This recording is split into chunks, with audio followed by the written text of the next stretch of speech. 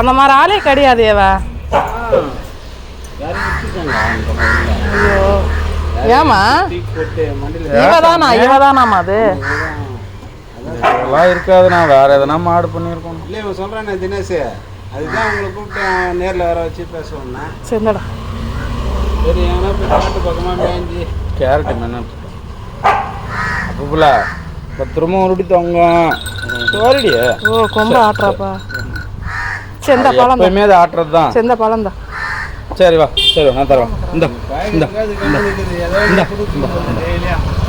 தினமும் வந்து படுத்து சாப்பிடுவா. நான் கேட்டு திறக்க வரைக்கும் வெயிட் பண்ணுவா. வந்து 8 மணி ஆனால் கூட வாசல்ட்டு போக மாட்டீங்க.